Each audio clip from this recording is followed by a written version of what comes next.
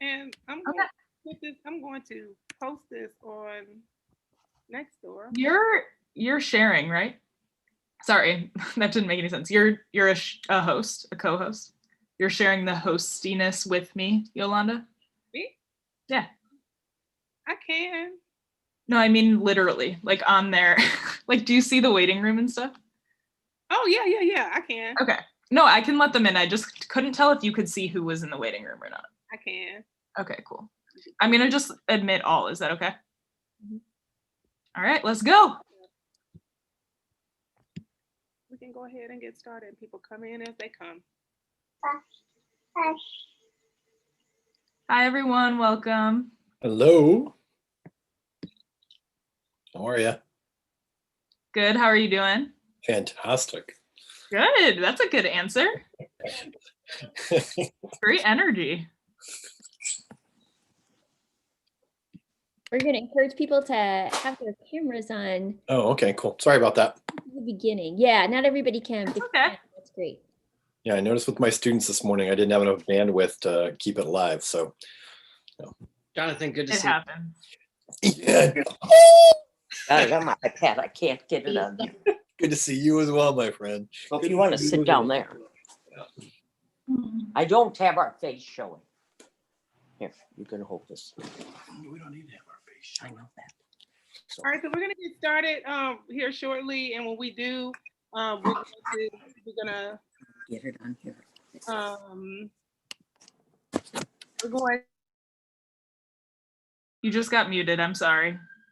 I'm sorry. That was my fault. It's okay. That's what I was actually announcing. So thank you there. Great. Great minds think alike. Yeah, because we want to make sure that we stay on task. We only have 1 hour. We have quite a few questions, and we are streaming on we're streaming on YouTube Live. So we want to make sure that we have everything together so that when our hosts are speaking, we can hear everything that they have to say, and we don't have any distractions, so we can get all the good stuff that we need from this very important presentation. Thank y'all so much for coming. So I'm going to go ahead and get started with who I am. My name is Yolanda Whitted. I have the blessing and the privilege to have founded the Anti-Racism Coalition of Washington, D.C. I work with some of the most beautiful and pragmatic people in the city. And what we're working on is designing an anti-racism framework that works in communities where we can actually come together as a one people and with one clear vision to actually support one another and to understand each other better. Because we understand that when we understand one another, then we actually can do great things together as a community. So without further ado, I am going to do a warm handoff to one of the most gracious, intelligent, and tech-savvy people I know, Ms. Elena Ross. Thank you, Yolanda. I'm turning red. Hi, I'm Elena Ross. I have the pleasure of working with Yolanda on the Anti-Racism Coalition of DC since June. And with her for much longer, we're both teachers at DC International School. And I see some other teachers from DCI here. So hi guys, thanks for coming. Tonight I'm going to be doing most of the tech stuff behind the scenes and making sure that we're also live on YouTube right now. So if you want to get that link or send that link, maybe you have people who are sick of Zoom but might go on YouTube. The link is in the chat right now. If you personally are having any tech issues or become aware of any, you can message me directly, Elena, in the chat, just find my name. But that's it. I'm really excited. I think this is a really, really important event, and I'm so glad that everyone came. Thank you for making the time. Now I'm going to warmly hand off to Nina. Hi, everybody. I'm Nina Hazen. I'm so glad you're here. Let me just say a little bit about our two panelists who are going to be presenting tonight. So Dr. Ian Simon you're an ANC representative, yeah? Yeah, that's right. here in DC, and also a trained PhD in vaccine microbiology. And so he's going to talk to us tonight a lot about how vaccines get made and how we know that this vaccine is trustworthy, and try to answer people's questions about, is the vaccine safe? And then my good friend Tonya Petit is joining us from Chapel Hill, or Raleigh, Durham. Tonya and I worked together in the US government some years ago. She's been a practicing physician's assistant for many years, and also studies equity issues in health. And she'll talk to us both as a healthcare provider, but also as someone who's had the vaccine, about how she made her decision. And so I'm going to hand over to Tonya now. She'll tell you a little bit more about herself, and then Ian is going to give us some background information. And my other job tonight will be pulling questions during the question and answer from the chat and helping make sure that they get answered. And I'll go on mute for now. Tonya, over to you.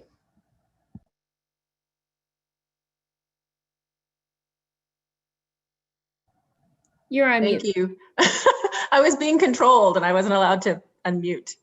Hi, everyone. As Nina said, my name is Tonya Petit. I'm a physician assistant, and I've been doing primarily HIV care and infectious disease for the last 25 years. And I guess there's going to be a little time later for me to go into depth about my decision making, but I did want to share with folks that I wasn't sure if I was going to take the vaccine when it was first available. And I had the same, I think, very similar issues and concerns around trust. And I really looked at what I could find around what I knew about COVID-19 and how dangerous and deadly a disease it is, and what I knew about vaccines in general, and what I read about this vaccine in particular, and how that went into making my decision. So I can talk more about that if folks are interested. And I also received my second vaccine dose of the Pfizer vaccine on Tuesday of last week, so 1 week ago. So I can also talk about what my experience was like after the first shot and after the second shot. And I will turn it over to Ian. Thanks, Tonya. And evening, everybody. So as Nina said, I have a PhD in vaccine development. Been studying viruses for,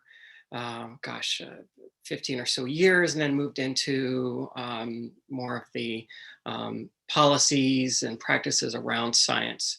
And I've been doing that for about 10 years now at the national level. I'm also a locally elected representative, an advisory neighborhood commissioner here in Washington, D.C. in Ward 2. I see our former council member is on the line, so welcome.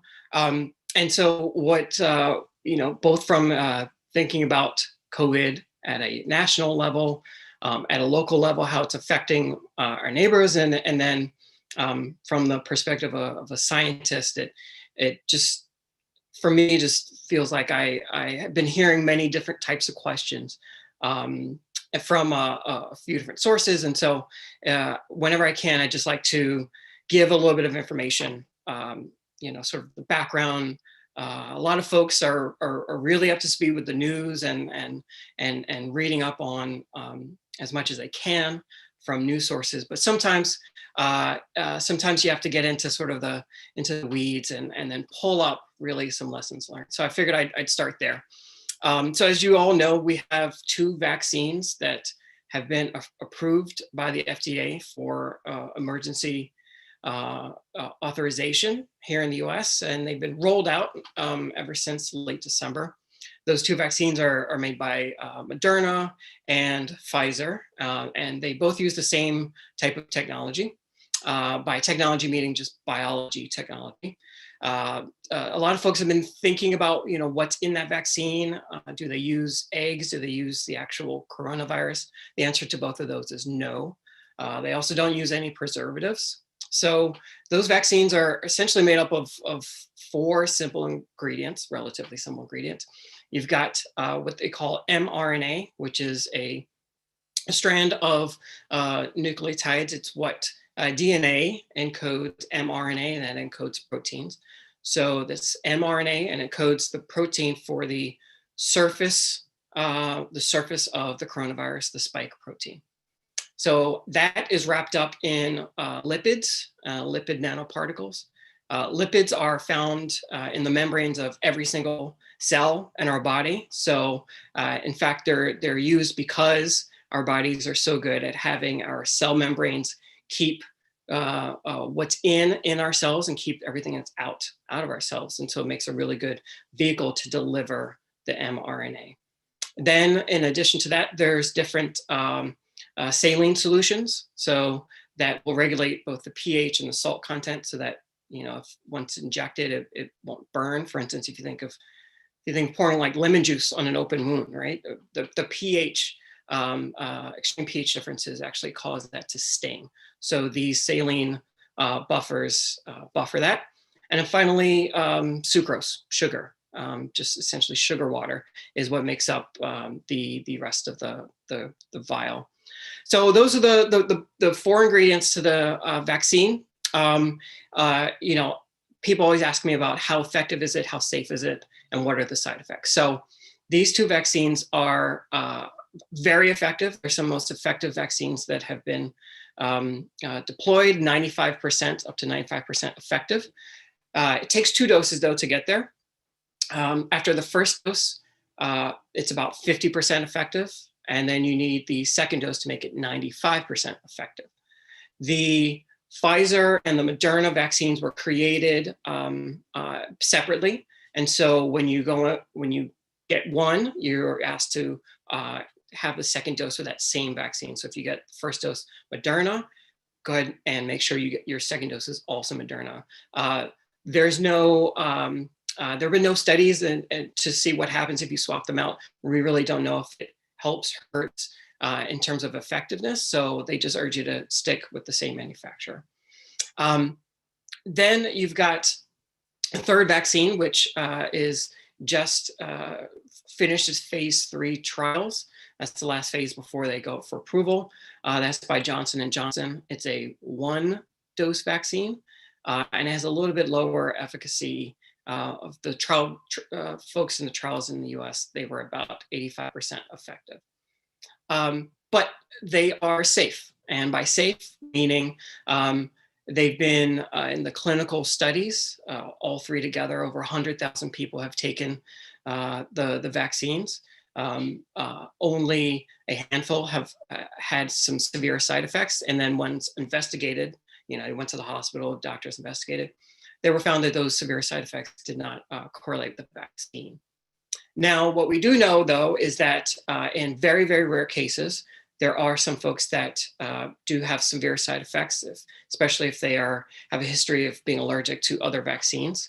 They can sometimes go into what's called anaphylaxis, where they might have hives and their immune system overheats. The latest data that has been published says that has been the case for only of the first 4 million people vaccinated in the US, only 10 people actually had anaphylaxis. So it's you know, roughly 2 per million, which is extremely rare in terms of a severe side effect. On the other hand, if you think about the severe side effects for actually getting COVID, of course, sadly, the most severe side effect is death.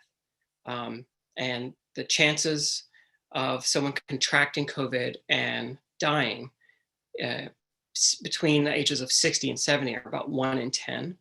And over 70 is about 1 in 4.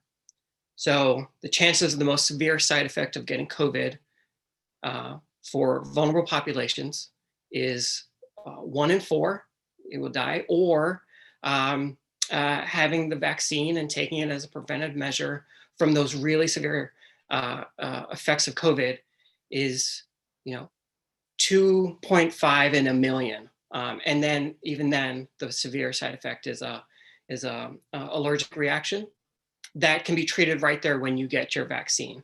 So when you get the vaccine, they ask you to wait for about 15-20 minutes right there in the facility in case you do have a reaction. Most folks have, if they are going to get a reaction, have it in the first 5 to 10 minutes. And then there's an EpiPen that they'll have there to treat you with. So, you know, especially in these emergency situations, FDA is approving these vaccines, weighing the risks and benefits of the actual disease, this actual deadly disease that has taken over 400,000 American lives, and weighed that against the very small chance of these side effects of allergic reactions. Of course, there are more common side effects: pain at the injection site, maybe fatigue, headaches. That is much more common, but only lasts a day or so, and a much better alternative than to actually get COVID. All right, with that, I will stop and turn it back over to Nina. Hey, y'all, let's turn over to Tonya and have Tonya talk a little bit about her decision-making process, and get your questions ready. If you didn't submit them before, you can put them in the chat here on Zoom, or you can put them in the chat on the YouTube live channel. Thanks, Nina. So about, I guess, a few months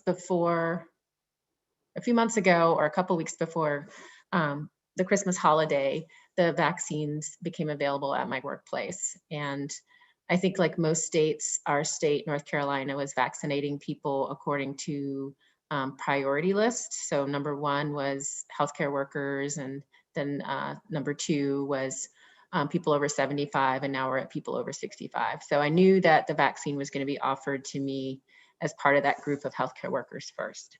And so I needed to make some decisions about what I was going to do when it was offered to me. And I thought about several things. I thought a lot about COVID, and I thought about the people that I knew who had gotten COVID and survived, and how many of them continue to have side effects and symptoms well into months after they contracted COVID. So I think the last thing I saw says about 10% or more of people who get COVID have what they call long COVID, where they continue to feel extremely tired, where it's hard for them to breathe, where they have what's called a brain fog. And that's, 1 in 10 people. So I thought about the folks that I knew that experienced that and how common that was. And then I thought about the number that Ian said about how many people actually die from COVID. And as time went on, more and more people in my life, so parents of my friends, cousins, people closer and closer to my family were getting ill and were dying. So I weighed that on one hand, knowing that, I also had an opportunity to protect myself. So even though I work in a clinic, I work in a place where I wear a mask, the patients wear a mask. I wear goggles or a face shield when I'm in with the patient. I wash my hands. I'm very careful. But I also know that I go to the grocery store. And in the grocery store, there are no windows. And there are lots of other people who have touched things and breathed on things and are in a proximity to me that I can't control. And I have to do that because I have to eat, and I can't afford to do whatever the Instacart thing is that has like a 6-month waiting list and costs twice as much as your groceries. So I knew that I needed to do that, and that there was a possibility that I would be exposed no matter how careful I was.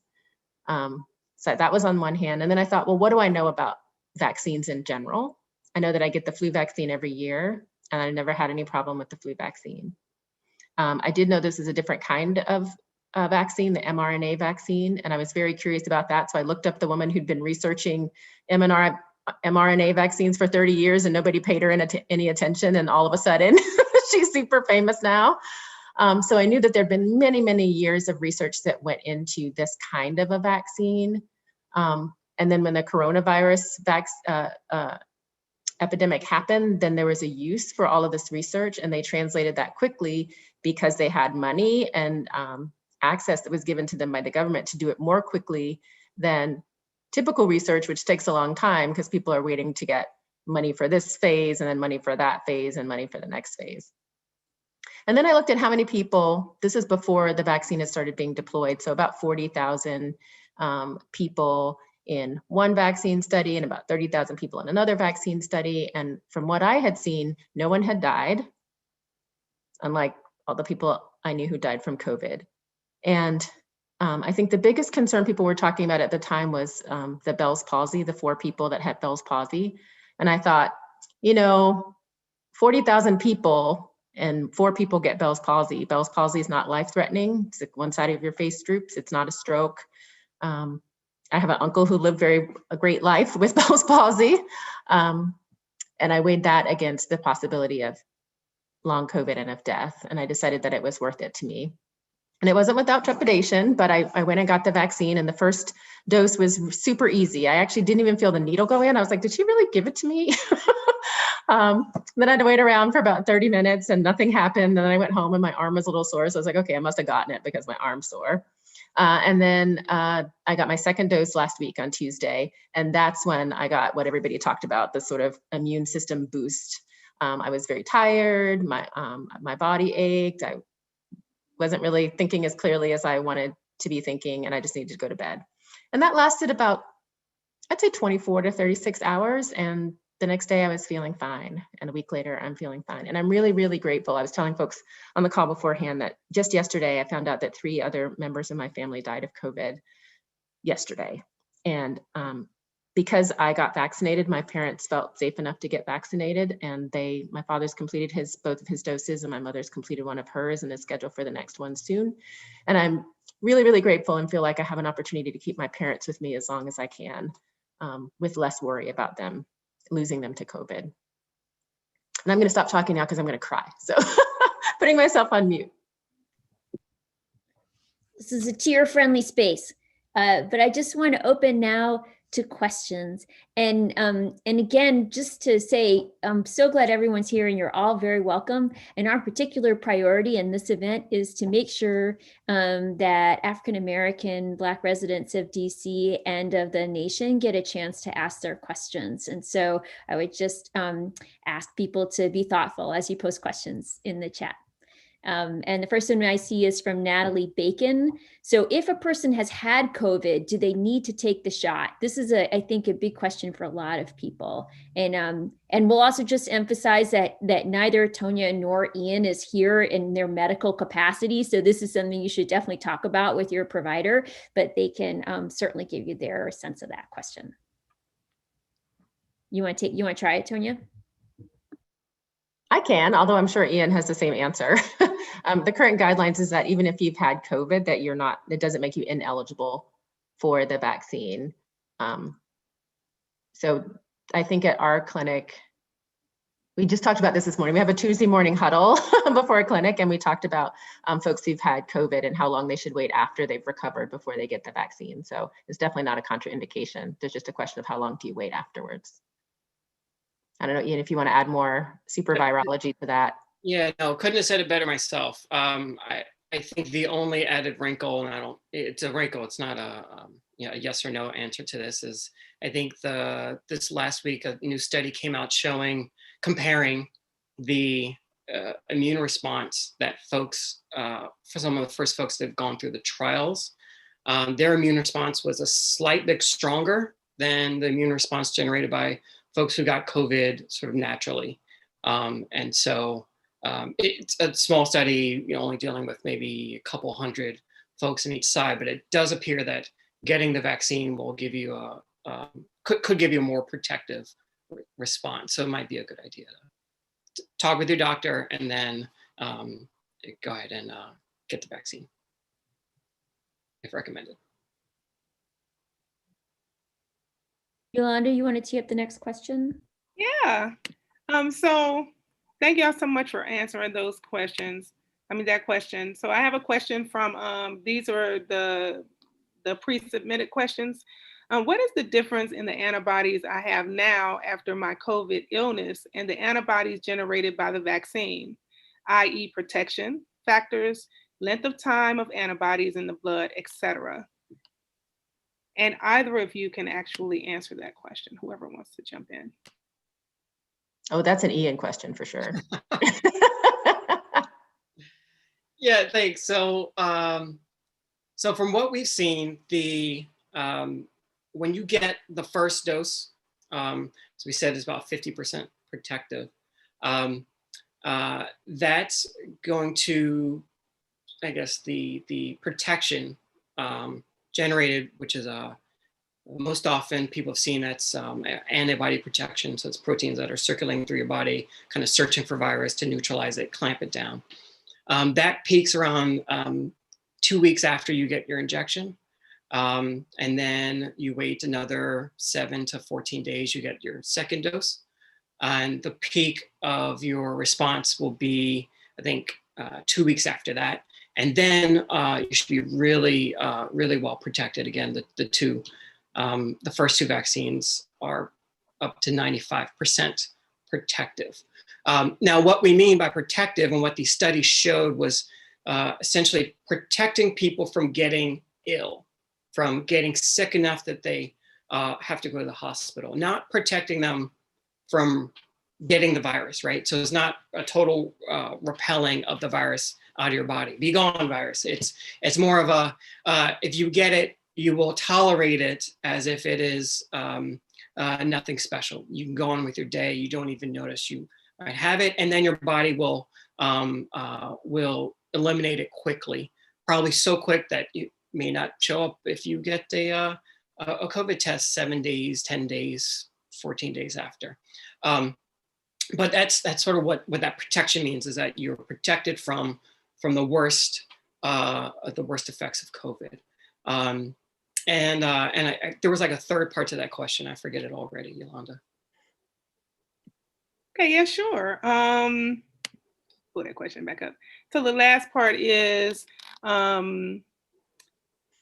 what says, what is the difference in the antibodies I have now after COVID illness and the antibodies generated by the vaccine? And it just basically gives some examples: protection factors, length of time of antibodies in the blood, etc. Yeah, so I just think we slightly covered it. They think that folks who get the vaccine have a slightly stronger immune response. The other thing is that the initial results from folks who have gotten COVID naturally is they think your peak antibody, your peak immune response lasts about 8 months and then starts to wane. That's the natural infection. They're not sure what that length of time is for folks who are getting vaccinated.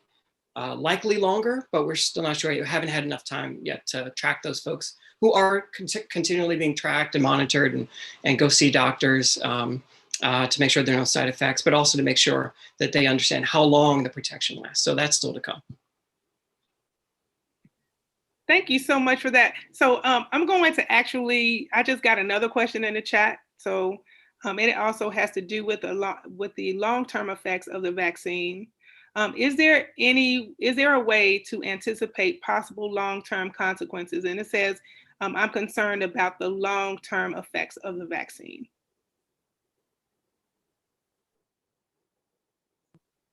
Is there a way to anticipate it? I mean, the only, so I'd say, number one, probably no way to anticipate it. You know, a lot of what we are going through with COVID is, it's new, right? It's a novel virus. It's a new pandemic. We're still learning as we go. But part of that is making sure we're gathering information at every stage possible and making the best decisions with the information that we have. And all information indicates that there will be no long-term effects from this vaccine. You know, we mentioned all the ingredients. There's only one ingredient, these lipids that have even been shown to create any kind of reaction for someone's body. And we know it creates a reaction because lipids are used in lots of different medications and have been for years. And so we know some folks have a reaction to that.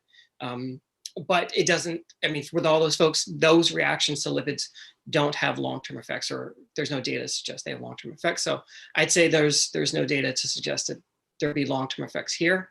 But of course, this is just the best information we have right now. Thank you so much. Nina, you got the next question? Yeah, so Sarah was wondering about those 4 study participants who got Bell's palsy. She thought that was in the number of people who've gotten the vaccine in the general population. Tonya, can you clarify that? Yes, so there were people, the 4 people who got Bell's palsy that also got the vaccine, and they did look at the rate of Bell's palsy in the general population, and it's about the same. So there wasn't any way to say that the vaccine caused the Bell's palsy. Thank you for asking for clarification around that. Excellent. Yolanda, you have another question teed up from the ones people submitted earlier? I sure do. I've got so many questions, Nina. So many. All right. So the next question, this vaccine was approved under emergency authorization. Are there additional protocols for the regular authorization approval? So maybe I'll take this one, and Tonya, if you have anything else afterwards.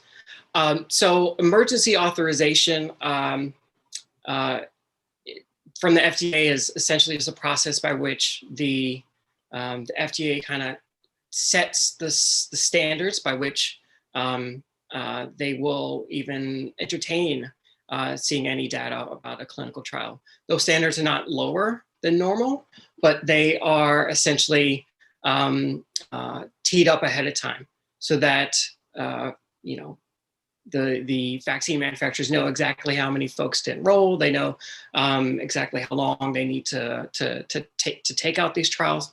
So the standards are the same, and then the information is provided to the FDA with sort of, this is the best we have that meets the high standard at the FDA at the time, and then it's considered as whether or not to have it released to the public with by weighing the benefits and risk of the current pandemic already going on. So that's really the only difference between that emergency use authorization and essentially standard FDA authorization. Mention that there's, you know, the government essentially said, you know, there will be money for these trials if you go ahead and conduct these trials, so that shortens the time. Also, some of the bureaucratic hurdles that tend to gum up the works are shortened in an emergency situation like the pandemic we're in. So, you know, the time it would take to assemble certain panels, they kind of shrink that time. The time and energy and effort that folks at the FDA will be spending to comb through data will be more intense during these emergency situations. So that's kind of what shortens the time that we've had to get to this authorization, rather than any kind of difference in the standards or safety requirements put forth for these vaccines to get authorization. Thank you so much for that. Tonya, or do you have anything to add? No, I'm just thinking like, it's as if, you know, if you were going to make a new antibiotic and we already have like 50 antibiotics, I'd be like, well, we'll put you on the schedule when we get to you. But now you have a vaccine for something that's killing people. They're like, you get on the schedule tomorrow. Yeah. That's how I think about the difference between emergency use and regular approval. Thank you. And so, Nina, do you have another question? Because I have plenty questions. I have a good question. After 8 months, will we have to get vaccinated again?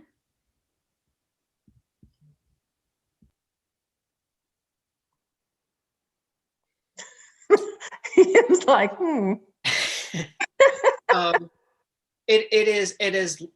So I'd say, in my estimation, again, there's no hard data yet, right, to say yes or no. But in my opinion, we will have to get another.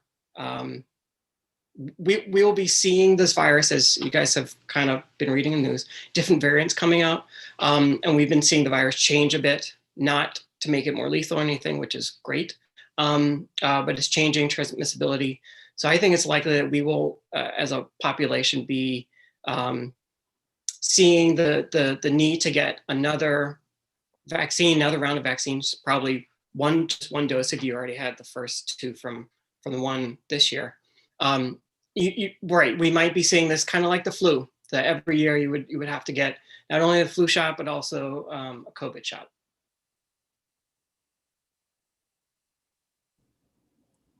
Right. Over to you, Yolanda. Oh, I got the questions, child. I got the questions. All right. So the next question that I have is, after I take the vaccines, how will I know their efficacy? When will I, says, when will I take a new vaccine? I think that maybe they're talking about the 2 different doses and just calling them vaccines. Mhm. When can I stop wearing the mask and things return to normal? Yeah. So what I mentioned before about the vaccine really being the vaccine to protect you from getting sick, from going to the hospital, from having, any kind of the COVID effects, definitely protecting you from death, but also protecting you from, wheezing and chest pain and heart conditions. So that's all about protecting yourself. What we don't know yet is what it does in terms of stopping any kind of transmission to someone else. So you might have the vaccine and be protected, but if you're exposed to the virus, to COVID, there's a chance you could still transmit it to others. And in that case, then we will be wearing masks to protect other people for many months into the future, just like we're wearing masks to protect other people right now. I think Tony Fauci was just quoted today in a recent interview saying that he doesn't know exactly when we'll be returning to normal. Being able to go out without a mask and no worries about getting COVID. So he said he couldn't really put a timetable on it. There's so many different factors to consider, getting enough of our population vaccinated, dealing with these circulating strains. So the answer is, my estimation is not for many, many months. We're talking September, October, November. And in Dr. Fauci's case, he wouldn't even put a time estimate on it, saying it's too hard to know right now. And I would add, we've had challenges getting enough vaccine. I know here in North Carolina, we have way more capacity to vaccinate than we have actual doses of vaccine. So given that it's difficult to get everyone who wants to get vaccinated, forget people who aren't sure yet. Like, we can't even vaccinate the people who want to get vaccinated yet. It's going to take a long time, even if, this one set of vaccines provides sort of community protection, or what they sometimes call herd immunity, that even getting there is going to take a long time without even considering other strains. Tonya and Ian, is there any evidence that the vaccine causes infertility? Do people need to worry about their fertility if they get the vaccine? There's no evidence that I've seen that the vaccine has any effect on fertility whatsoever. I know a lot of my friends are pregnant or thinking about being pregnant and wondering about the vaccine. And so first, the medical advice is to check with your doctor. But then second, after that, there is no reason to believe that the vaccine has any going to have any effect on future fertility or current pregnancies. I have a similar question. Someone asked about Crohn's disease, whether or not if they have a flare-up of their Crohn's disease, they should consider getting that shot. Tonya, do you want to? Well, I can do that thing that people hate where you say it depends, because it depends on the severity of the Crohn's disease. It depends on what your treatment is for the Crohn's disease and how that impacts your immune system as to whether your healthcare provider would recommend that you get the vaccine and at what point in the course of a flare-up that you would get it. But I would say you need to talk to your healthcare provider before just hopping into line, just to be careful and to be sure that you're doing it in a way that's consistent with the timeline of your disease and the safest time possible. Thank you so much for that. So I have another question. How long does it take to, that is not the question I want to ask, hold on. A lot of people have been asking about what happens if you don't take that second vaccination shot. So the question is, do I have any protection if I don't get the second dosage? Right. So the answer is partial protection, right? So they saw from this clinical studies that 50% of people that got just one dose still got a severe disease. When they got COVID, they still got the severe disease, and 50% did not. So there's some protection. You know, I think the difference between 50% and 95 is drastic enough that hopefully everybody, you know, opts to go ahead and get that second dose, you know, if at all possible. I have a question from YouTube. How are adverse events from vaccinations during the rollout monitored? Someone keeping track of what's happening now? There's something called the Vaccine Adverse Events Reporting System, or VAERS, and every adverse event related to the vaccine, and even if it's not related to the vaccine, but that occurs to somebody who's vaccinated, is reported through that system. So yes, there's definitely people tracking that. And not only that, anyone who is involved in the sort of the space, the medical space, the vaccine space, they're obligated to report things that they hear, even if they cannot document every single you know, aspect of the disease. If they, for instance, I have a friend who works for you know, a pharmaceutical company, and if they read something on Facebook, they've got to report it, and it's investigated and it's followed up. So these things are not taken lightly. They're not taken, you know,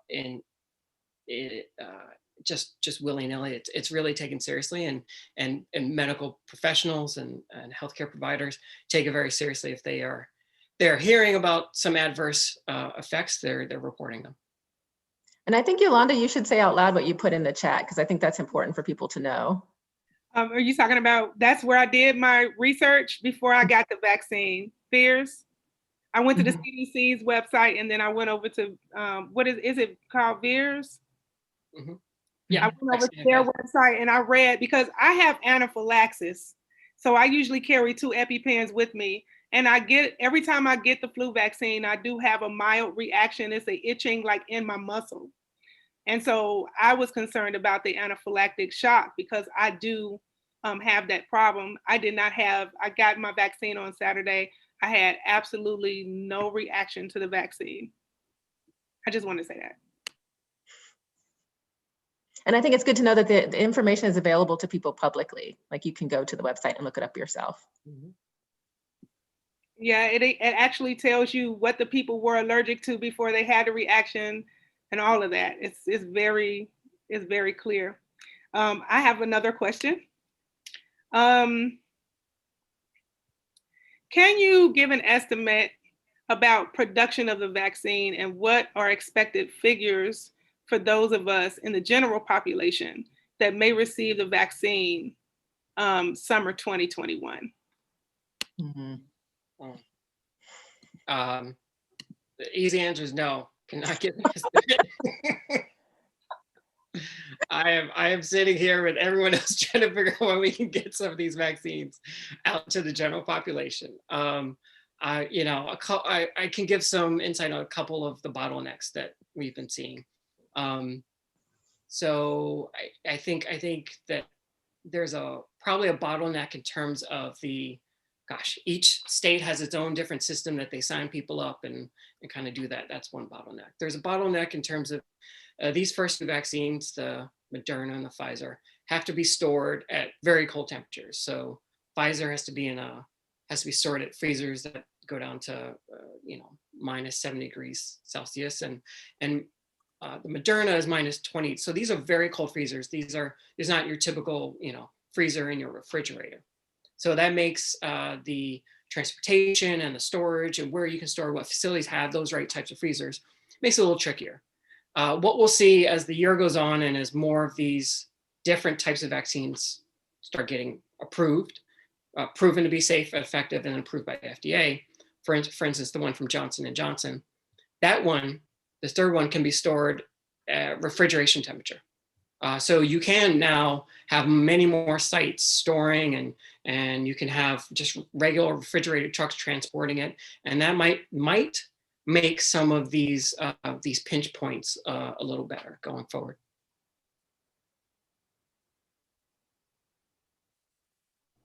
All right, I have a really important question. So people of color have multiple conditions. Many people have multiple conditions that put them at risk for a more serious case of COVID. What does the data say about people with multiple conditions and the vaccine? Is there any data from the trials about how people of color, especially people of color who had multiple health conditions, did they have different outcomes from the vaccine? I don't know, Ian, have you seen the data? I've seen the reports of the data. I've seen the data in terms of the number of people with pre-existing conditions that are in the trial groups. It's fairly high, and yet still the number of people who have any kinds of adverse effects is fairly low. So I believe, especially in this last group, the Johnson & Johnson, they had up to 40% of people in their trial had pre-existing conditions. I think with the first two, it was a little bit lower. It was maybe more around like 10 or 20% of folks. So 10 or 20% of 75,000 is still, close to 10,000 folks. And then, again, the adverse reactions for the entire cohort was minuscule. It's 3-4 people. So I'd say the data indicates that those pre-existing conditions are not indicative of an adverse reaction to the vaccine. Tonya? Yeah, I was asking you because I look specifically at the HIV data because I work mostly with people living with HIV. And we know that there was a concerted effort to make sure that people living with HIV were included in those trials. And I think there were the last thing I saw is about 6 or 7% of the people who participated in these trials of, tens of thousands of people were people living with HIV. And from what they presented, didn't seem to be a different response to the vaccine in people living with HIV. So I know at least for that pre-existing condition, there doesn't seem to be any contraindication. And we're offering it in the clinic. Well, we can't offer it in the clinic, but we're not discouraging people who meet the guidelines who are over 65 and living with HIV. We're recommending that they get vaccinated. Thank you so much for that, Tonya. So we have a teacher question. I'm a teacher. The question, so of course, the question was sent to me. As a teacher, should I take the vaccine since I have a chance now, even if I'm still unsure about it?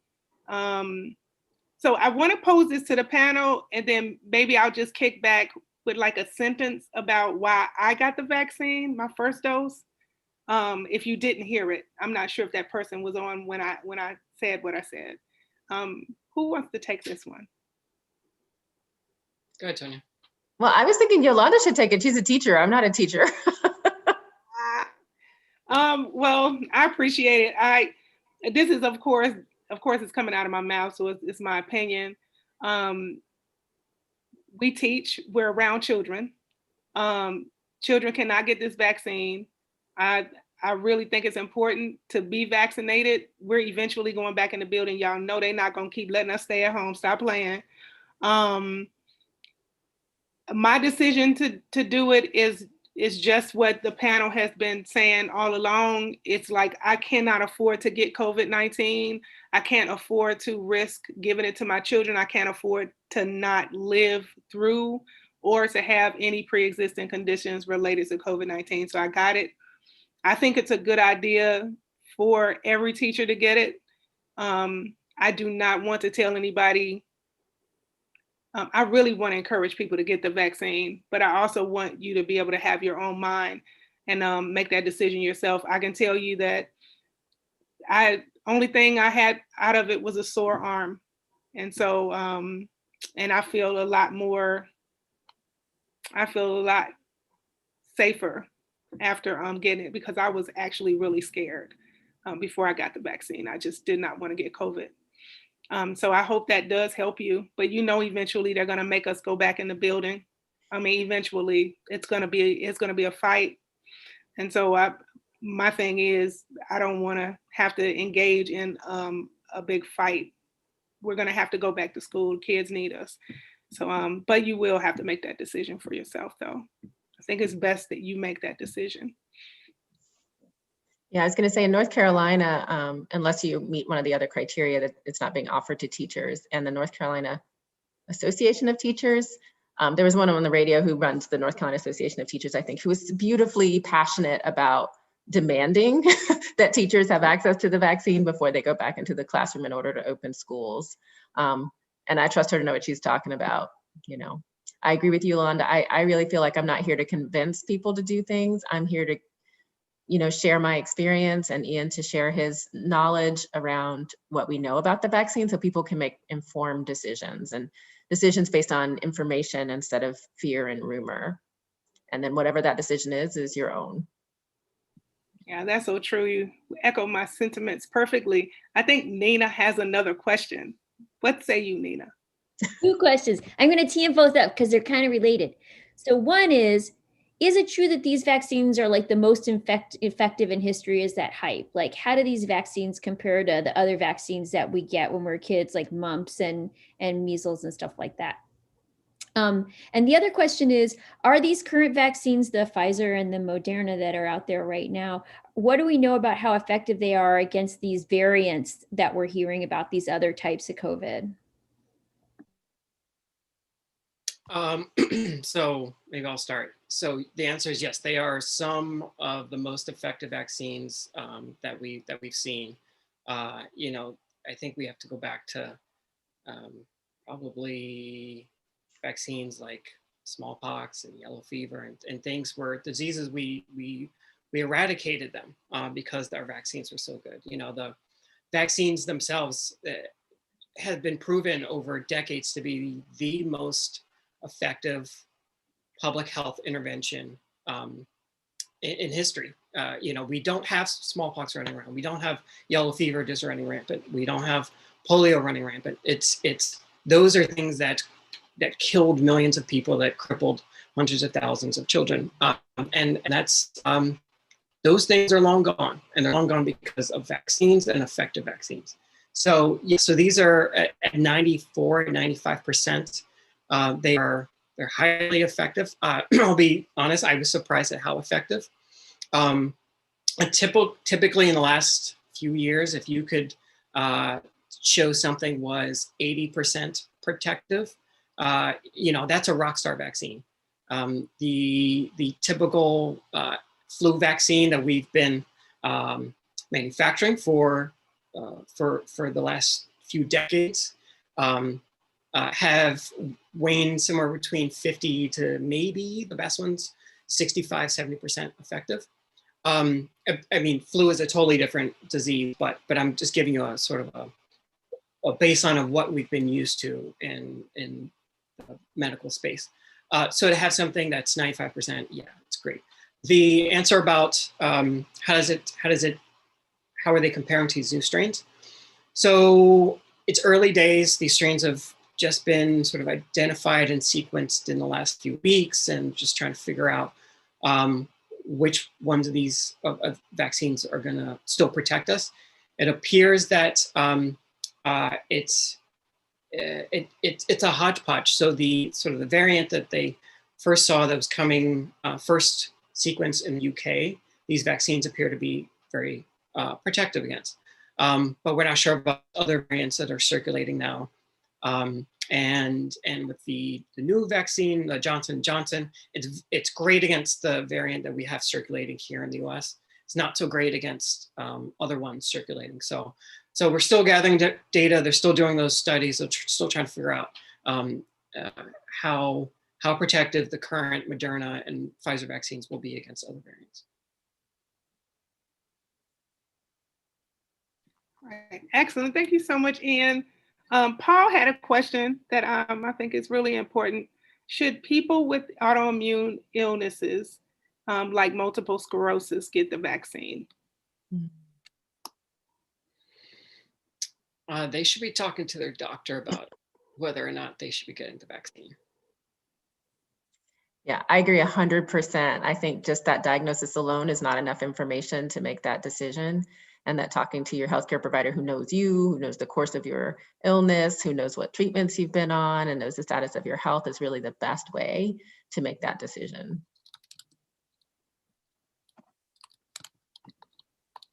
Thank y'all so much. Nina, do you have another question? I think there's one question from YouTube about where people can see any of the data that's out there about the trials. I just put it in the chat. Oh, great. The vaccine tracker. Yeah. Okay. So that's there. There's also, if you want to really get into the 70 pages submitted to the FDA, on the FDA's website, they have it prominently. Sure, you just have to put in a keyword: vaccine Moderna, vaccine Pfizer, and they have slide decks. They have full-on reports. All that stuff is there too. All right, Elena, can you find that for us and pop that thing in the chat for us? And then I do have one more question from someone who actually had Bell's palsy 20 years ago and has had some recurrences, and she's trying to figure out if that might cause her condition to come back again. Tonya, as a provider, what would be your guidance? Yeah, so I'm not her provider, so I can't give her specific guidance. But I would say I haven't seen any data that indicated that the Bell's palsy that people experienced who were in the trials was not what they would have experienced had they not been in the trials. It was the same percentage of people that would have gotten Bell's palsy in the general population. So there's no evidence that it's linked to the vaccine. So that's what I would, that's what we know for sure. I don't know, Ian, if you have more information than that. No more than that. That sounds, that's what I would be looking at. For all of these adverse events that do happen to folks in the trial population, I do know that they're followed up by doctors, investigated, and no company wants to knowingly be responsible for giving participants anything that could make them succumb to something like Bell's palsy. So it's thoroughly investigated. I have not seen what happened with those investigations, but I would be surprised if it was thoroughly investigated and they found that there was a link and then didn't tell anyone. It's a lot of this is being done in such a transparent way all over the world that because these are really legitimate fears and concerns, and I think the urge has been to provide more information than necessary, to do more investigations than necessary, because these are legit concerns. But we also have legit concerns of folks succumbing to COVID as well. Hey, I have one last question. Yolanda, is that okay, or am I button in line? Oh no, go ahead. So with these new strains that are emerging, does that mean that we'll have to get vaccinated over and over again for every new strain of COVID?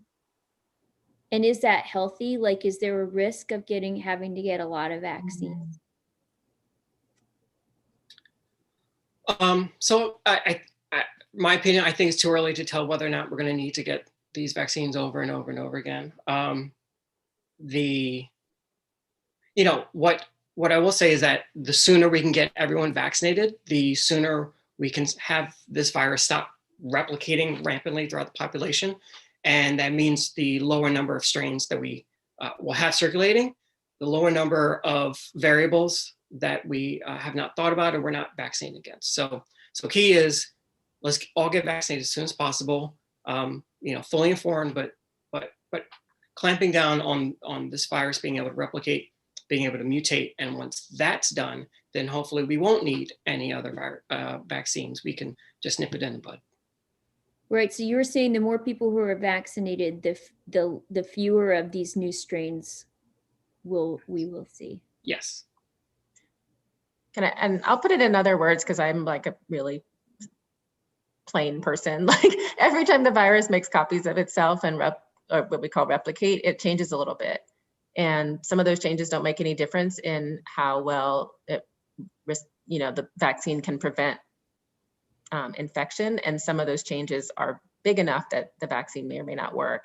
So I think whether we prevent replication by vaccination or if we prevent replication by wearing masks and social distancing, or if we do both, whatever we do that keeps the virus from continuing to go from person to person will reduce the number of chances it has to change or mutate enough that it wouldn't respond to a vaccine. That's super helpful. Yeah, it really is. So one of the things that we love doing with the coalition now, what we love honoring your time. If you want to continue to stay on, and if our panelists don't mind, we've got about 4 more questions. I just want you to know that we appreciate you for coming. And if you have to go, you don't have to tell us. You can just go ahead and take care of yourselves. If you want to stay on, if you have a question, you can leave it. But I just wanted to make sure that we made it clear that it's 8 o'clock and we want to honor your time. Are Ian and Tonya, are you okay with a couple more questions? Yep. Now, some of these questions have actually already been answered, but I want to make sure that people are clear on a couple of things. Ian, if you don't mind going over I know that you talked about getting the first dose, and and how important that second dose is. We also have a question about, I see a question that says that they see healthcare workers, it's from Orielena. I see that healthcare workers wear full PPE when they are working with COVID patients. Does that mean that if I am vaccinated, I can carry the virus on my clothes back home? Can you address that? Because I think that that's the big concern is, and I've gotten a few questions about, is there virus in this actual vaccination? Okay. We talked about a little bit the ingredients in the beginning. I think some people might not have been here. Okay. So there is no coronavirus in this vaccine. Getting vaccinated does not introduce the virus into your body. It introduces the genetic instructions for one surface protein for the virus, so that when your body encounters the virus in the future, if ever it does, it will recognize that outside envelope, the outside proteins, immediately attack it, neutralize it, and clear it from the body. So the vaccine itself is not introducing, the virus is not introducing a new infection or anything. If we're talking about the PPE and seeing patients, maybe Tonya can kind of speak to that a little bit. Sure. Yeah.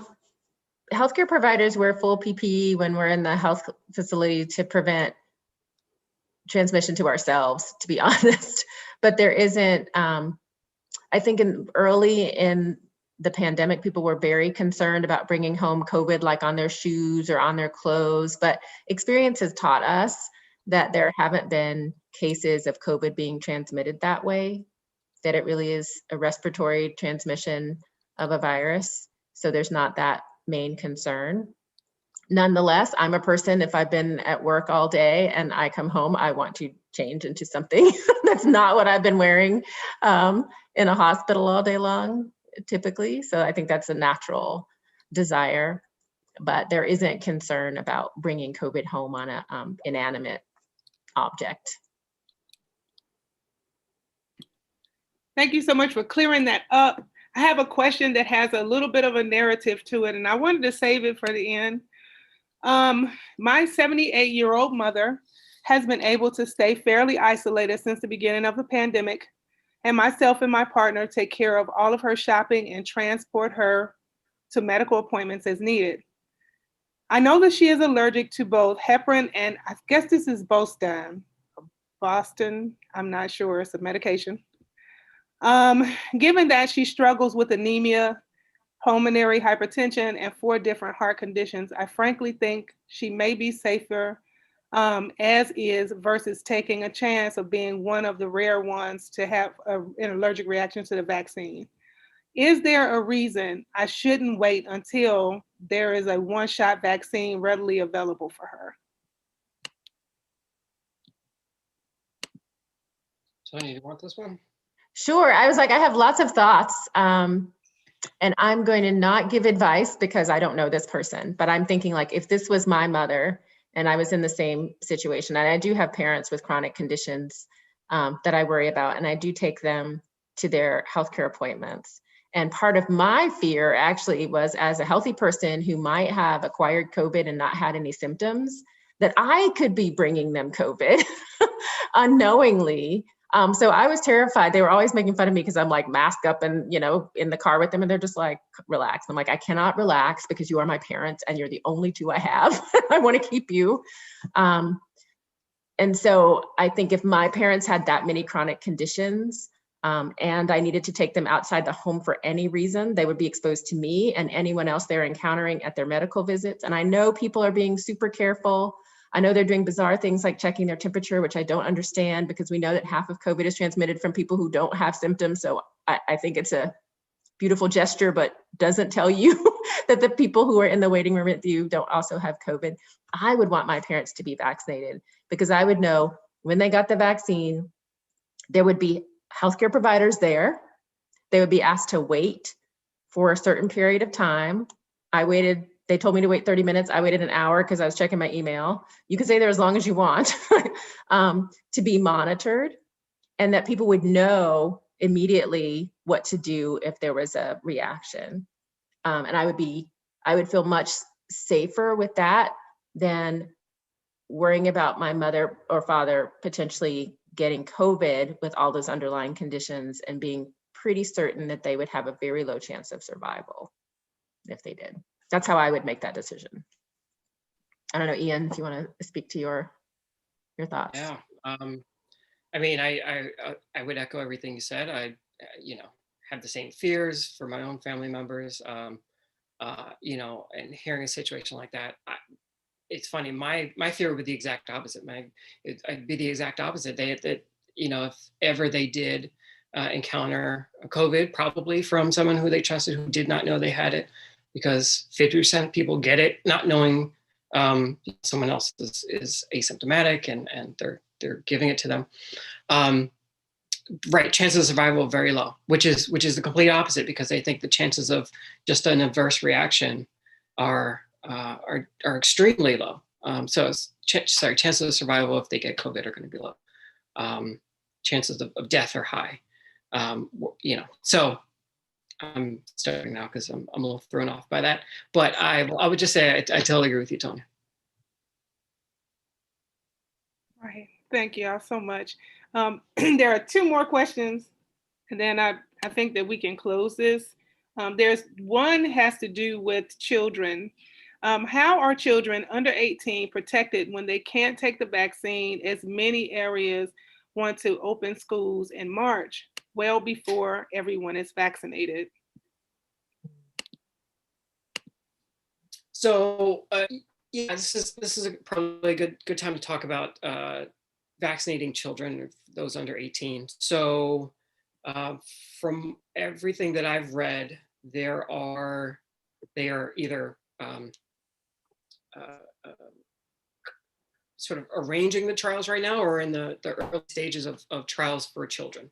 And so the results from those should be coming out in mid to late spring in terms of vaccinating children. I think what they're doing is sort of going stepwise right now. It's anyone 18 to 14, that cohort. They're seeing folks at that age range, looking at the efficacy and the safety, and then as the months go by, they're going to get younger and younger. So soon we'll have some data. We'll have data just like we have for adults on safety, on how effective it is, and then can by the summer or fall start thinking about really doing vaccinating children as a more standard practice. What happens now to protect them is the same thing that we've been doing as a society to protect ourselves for nearly all of 2020, with the masks, social distancing, washing of hands, avoiding crowds, and avoiding lots of crowded indoor activities. Excellent. So we have another question from an educator, Kenya. She says, for those educators who return to work in the school building, would you suggest we purchase a PPE uniform, i.e. scrubs, shoes, head coverings, etc., as if we're entering into a healthcare facility? It's an excellent question. I mean, I can respond to that. I teach at a medical school. I haven't been back to campus since COVID started, and they haven't made me yet, so we'll see what happens. But my plan is to not wear more than I would wear to the clinic. So I go into a clinic that's not a COVID ward. We see just people who come in with whatever their routine care is or their urgent visit. We don't test them for COVID. It's possible someone could have COVID, but it's not a COVID ward. And what I wear is a regular surgical mask, either goggles or a face shield. I have on scrubs, but I don't have to wear a scrub. That's not one of the requirements of work. So it's all about protecting here, right? Protecting your nose and your mouth. I think a head covering and all that other stuff would just make me hot. I'm a menopausal woman. Wearing PPE alone is enough to make me have a hot flash. So I think all the other stuff wouldn't provide any more protection than protecting the places where COVID is likely to get in. I don't know, Ian, if you want to comment on that. No, that sounds about right to me. I will say there's one other thing. There's some studies that I hear are on the horizon about to be published around masks and efficacy of double masks or different types of masks. I think one of the things that we starting to learn more and more about is having just a cloth mask is good, but not great. Having a surgical mask is great, but not the best. And having some of these N95s, or there are other ones that have been manufactured called KN95s or other types of masks, are probably the best that you can get. So we're talking about gradations of protection. So I would say that if there is extra worry, stay tuned to some of the facts and figures coming out about different types of masks that will be more effective. If you don't have access to the real fancy mask, then double masking might also add extra layer of protection as well. Yeah, And Ian. can I add to? I'm sorry. Can I just add to that? That the most important thing, the thing that makes the N95 mask so amazing is not that it's amazing. It's that it's fit tested to your face. So there's a seal that doesn't allow anything in or out. So the most important thing about your mask, okay, I won't say the most important thing, but one of the crucial things about the mask is that it fit your face. Because you could have the best 18-layer mask on earth, but if it has like big places where air comes in and out, it's not going to be as protective as a 2 or 3-layer mask that is fit around your face. So the fit is really, really important. Yeah, I needed that because I'm wearing like 2 and 3 masks these days.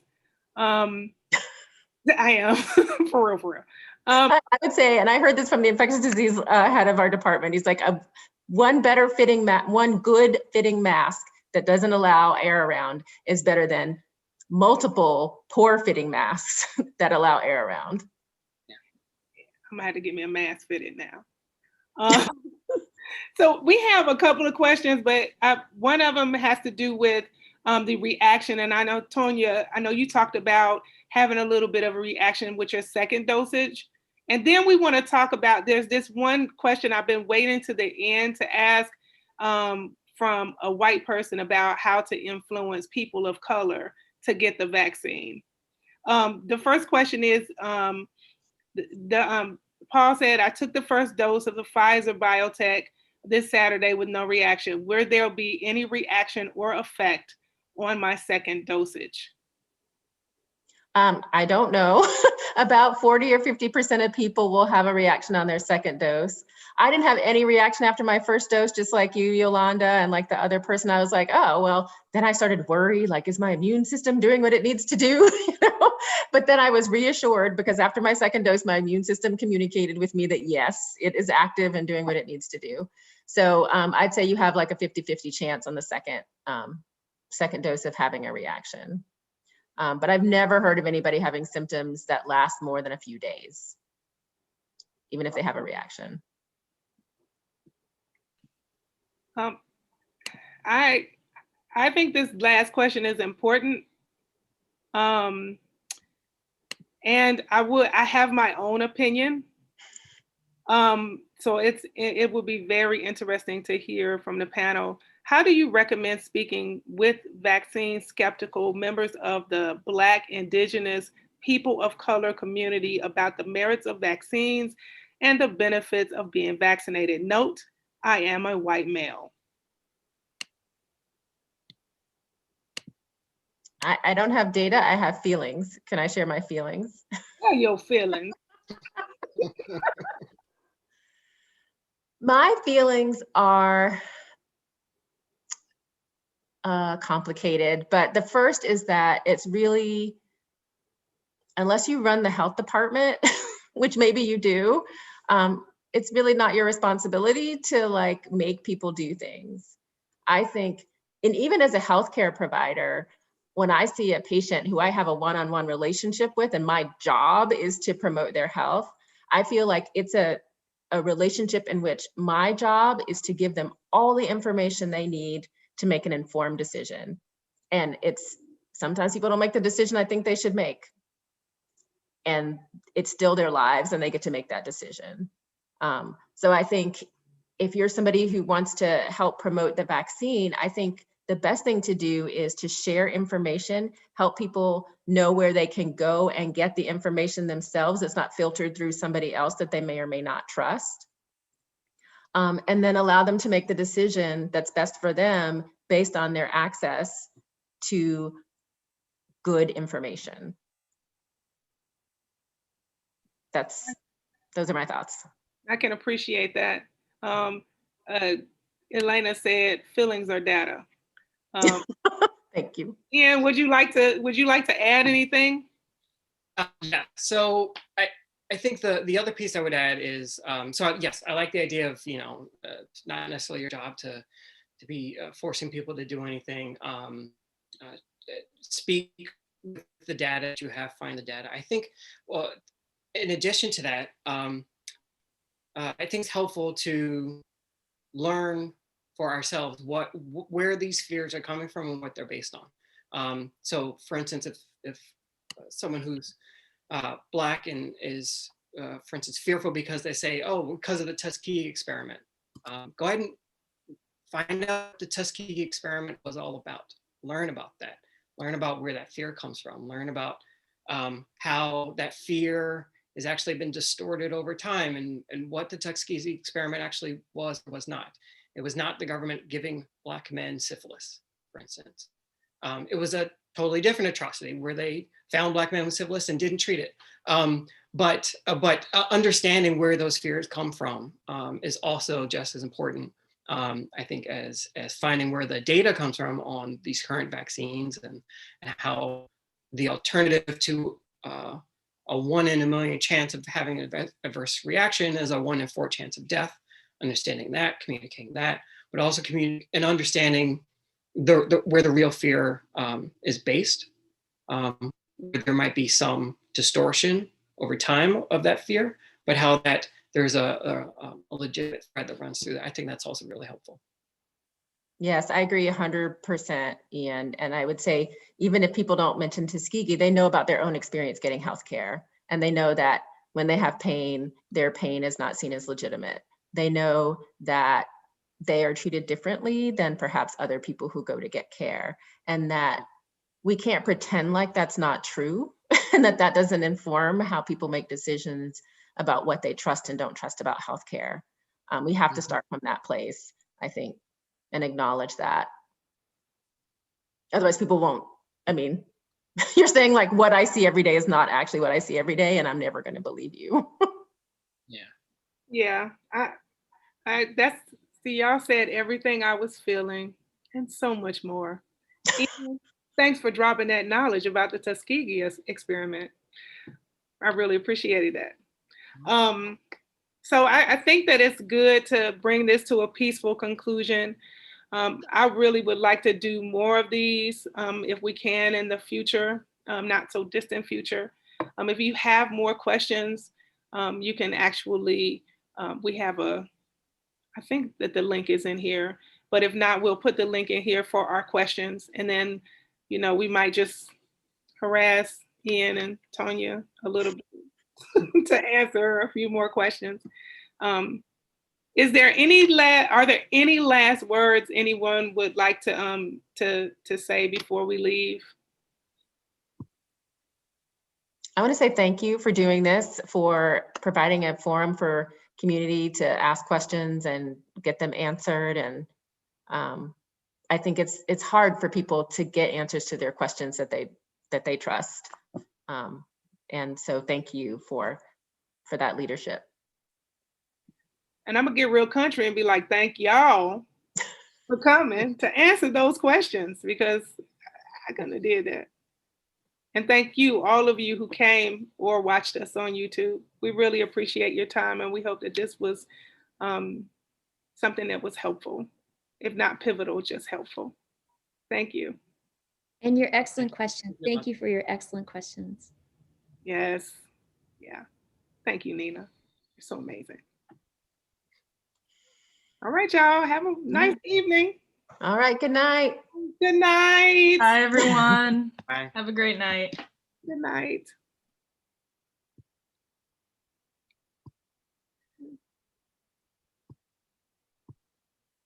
Oh, you're welcome. Good night, everybody.